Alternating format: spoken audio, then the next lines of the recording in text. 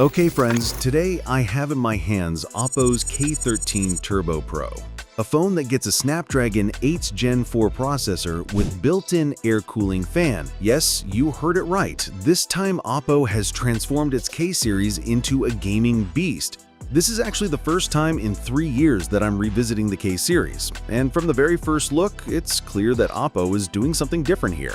The packaging itself has a bold mecha tech vibe with a striking purple color theme, which is quite a departure from the more minimal designs we've seen from Oppo in their mid-range and flagship lines recently. Let's open the box. The damping feeling is still good.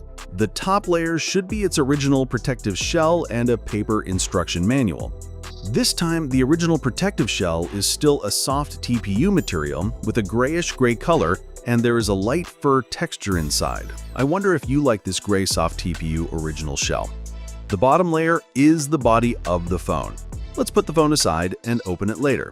Let's take a look at what's on the bottom layer. This time, it still comes with an 80-watt SuperVOOC. The charger head and cable should be the same model as the previous X8 series, right? There's also an Oppo Classic Smile Card pin next to it. This year, Oppo changed the packaging and put the Smile Card pin together with the charger. It was placed together with the protective case, right? Then the next step is to disassemble the phone. Carefully tear it open. It has a straight screen design, and there is no plastic bracket on the front. That's all about the unboxing. Now, the biggest highlight of the K13 Turbo Pro is that it comes with the Snapdragon 8 Gen 4 processor with built-in air cooling fan.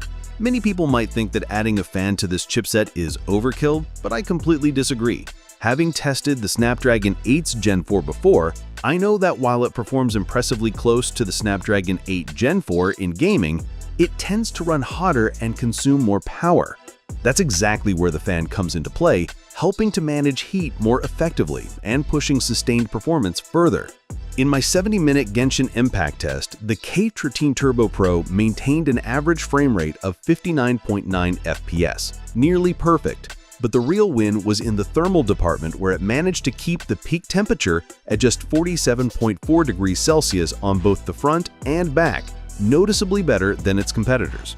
Again, the focus wasn't the frame rate itself, because most phones can hit high FPS if you let them run hot, but the sustained temperature and stability that air cooling delivers. Power consumption was around 7 watts during these sessions, which is very reasonable considering the performance. The fan makes a real difference here. Backing this performance is a massive 7,000 mAh battery, and it shows. Over 3 days of testing, including my heavy 4-hour usage simulation, the phone still had 45.17% battery left, which is outstanding. In this year's battery life rankings, this phone would surely be among the best. However, it takes around 66 minutes to go from 0 to 100%. Camera performance is where the phone plays it safe. Like most in its segment, it features 50-megapixel main camera and 2-megapixel mono camera. Here are a few camera samples for you. Please check them out.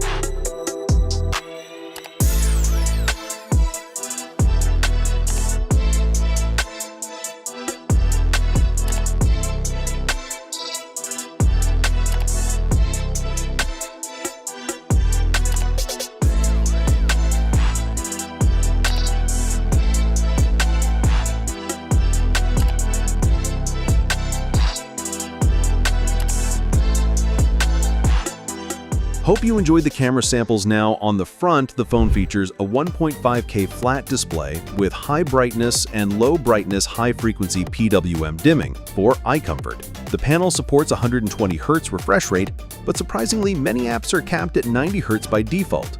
So if you pick up this phone, make sure to manually switch everything to 120Hz for the best experience. Thankfully, the phone's system animations are smooth, and what pleasantly surprised me the most is that there are no preloaded ads or ad folders, something rare at this price point. The fan itself is user controllable. You can toggle it on from the drop-down quick menu or dive into settings to set it up more specifically. It's especially useful during gaming or even while charging, where enabling the fan can slightly improve charging speed by dissipating heat. In regular use, if you feel the phone warming up, just switch on the fan to keep things smooth. Other features include IR blaster, NFC, stereo speakers, and a linear vibration motor. Though the build is made of plastic, both the midframe and the back cover, this is probably one of the most criticized parts of the K series, skipping metal or glass builds to save cost. To wrap it up, the Oppo K13 Turbo Pro isn't just another mid-range device. It's a phone that confidently focuses on sustained performance, thermal control, and battery life. The built-in fan might look gimmicky at first glance, but in real-world use, it helps this device differentiate itself and manage heavy gaming loads far better than other phones in its segment. Yes, the camera is just okay, and yes, the plastic build might disappoint some. But for gamers or power users looking for long sessions without overheating, this phone is a solid option. And no ads or bloatware? That's a rare win. Let me know in the comments, do you think active air cooling should become a trend in mid-range phones? If you found this video helpful, don't forget to like, share, and subscribe to Tech Cave. See you in the next one.